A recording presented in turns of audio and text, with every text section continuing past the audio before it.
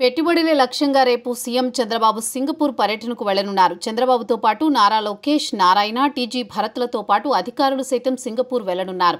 ఈ నెల 31 వరకు అంటే 6 రోజుల పాటు వీరి పర్యటన కొనసాగనుంది.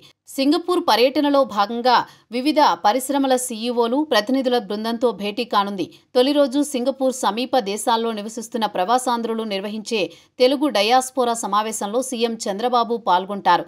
ఏపీలో పెట్టుబడులు పెట్టాలని ఎన్ఆర్ఐలను ఆహ్వానించనున్నారు. పేదరిక నిర్మూలనకు ప్రతిష్టాత్మకంగా చేపడుతున్న P4 కార్యక్రమంలో భాగస్వాములు కావాలని కూడా చంద్రబాబు పిలువనున్నారు.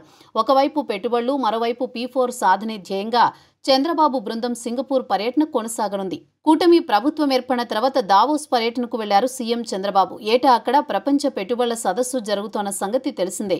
అయితే కూటమి అధికారంలోకి వచ్చి కొద్ది నెలలే అయినా దావోస్ వెళ్లారు చంద్రబాబు. ఆయన వెంట మంత్రుల బృందం వెళ్లింది. దావోస్ పర్యటనలో కీలక ఒప్పందాలు జరుగుతాయని భావించారు. కానీ ప్రాథమికంగా చర్చలకే పరిమితమయ్యారన్న విమర్శలు అప్పట్లో వచ్చాయి. కానీ వరుసగా ప్రపంచ దిగ్గజ సంస్థలు ఏపీ వైపు వస్తుండడం వెనుక దావోస్ పెట్టుబడుల సదస్సున్నట్టు స్పష్టమవుతోంది. గత అనుభవాల దృష్ట్యా బ్రాండ్ ఏపీ ప్రమోషన్తో రాష్ట్రానికి పెట్టుబడులు సాధించేందుకు సీఎం చంద్రబాబు ఈ పర్యటన వేదిక చేసుకోనున్నారు. ప్రభుత్వం తీసుకువచ్చిన నూతన పారిశ్రామిక పాలసీలు, స్పీడ్ ఆఫ్ డూయింగ్ బిజినెస్ విధానాలను వివరించి పెట్టుబడులను సీఎం ఆహ్వానించనున్నారు. పోర్టులు, ఎయిర్పోర్టులు, జాతీయ రహదారులు, హార్బర్లు, భూముల లభ్యత, కనెక్టివిటీ, సువిశాల తీర ప్రాంతం, ఏపీలో మానవ వనరుల గురించి వారికి వివరించనున్నారు. సీఎం చంద్రబాబు నేతృత్వంలో బృందంతో పాటు 6 రోజుల పాటు సింగపూర్లో ఉండనుంది.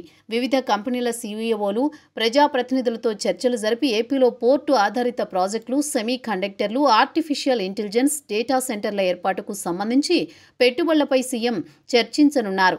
ఈ ఏడాది నవంబర్లో విశాఖలో నిర్వహించే పెట్టుబడుల సదస్సుకు సింగపూర్ పారిశ్రామికవేత్తలకు సీఎం ప్రత్యేకంగా ఆహ్వానించనున్నారు.